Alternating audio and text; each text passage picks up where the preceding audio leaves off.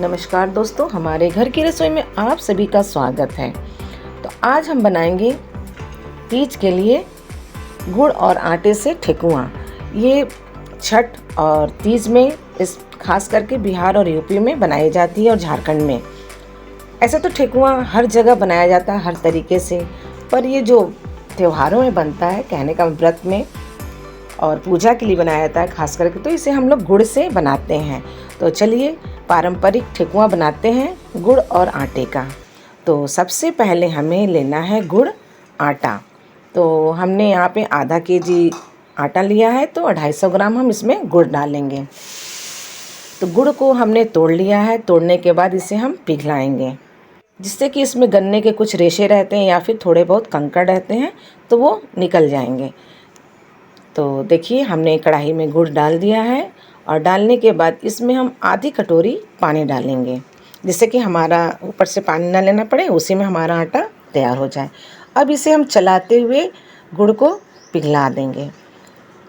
इसकी हमें चाशनी नहीं बनानी है, बस सिर्फ इसको इतना गर्म करना है गुड़ पिघल जाए। तो ये देखिए गुड़ अच्छे से पानी में पिघल गया है, मिल गया है। अब इसे हम एक छन्नी से छान लेते हैं। तो देखिए हमने दूसरे बर्तन में छन्नी से छाना है, तो इसमें कुछ थोड़े से पार्ट्स निकले हैं। इसीलिए गुड़ को हमेशा छान के ही, कोई भी रेसिपी अगर बनाए तो गुड़ को छान के बनाएं।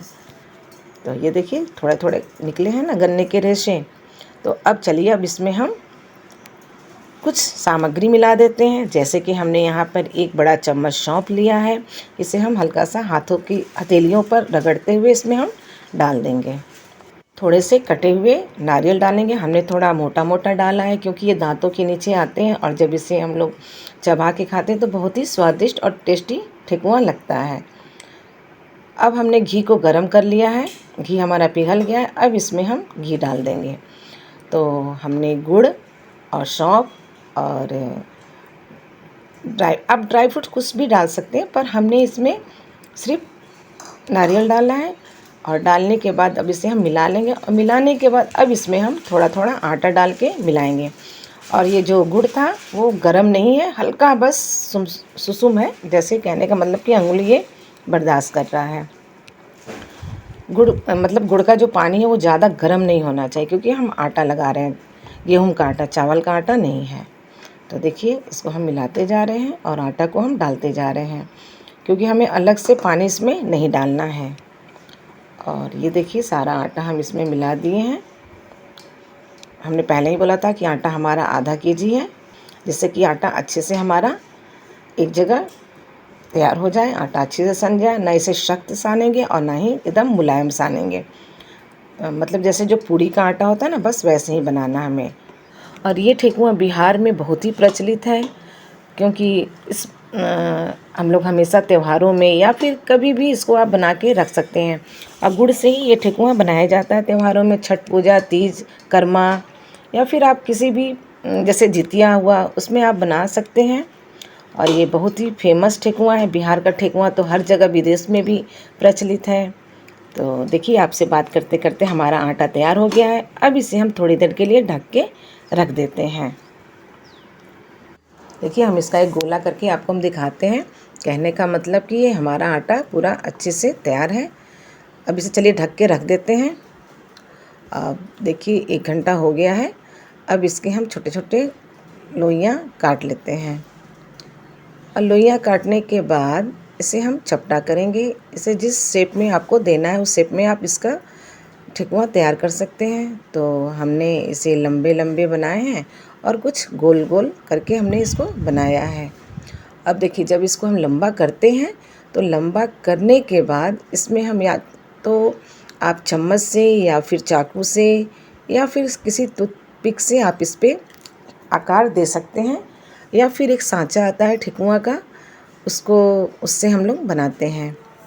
हमारे यहाँ सांचा का प्रयोग सिर्फ छठ में प्रयोग किया जाता है, तीज में नहीं, या फिर ऐसे नहीं। तो हम चलिए एक टूथपिक लेते हैं, उससे इस पर हम डिज़ाइन बना लेते हैं, और नहीं तो फिर इस चम्मच की सहायता से हम इस पर डिज़ाइन बना लेंगे। हमने इस पर पत्ती का आकार शेप दिया है। तो देखिए पत्ती जैसा हम इसमें बनाएंगे। एक सीधी लाइन खींचेंगे, कहने वाला सीधे तरीके से इसमें दबाएंगे, और फिर उसके बाद से जैसे पत्ती होती है तिरछी तिरछी, पत्ती के ऊपर जो शेप रहता है उभरा हुआ, हम उस तरीके से इसमें साइड से लंबा लंबा कर देंगे। तो ये देखिए बन के हमारा ठेकुआ तैयार हो गया है, मतलब कच्चे ठेकुए हमारे बन के तैयार हो गए।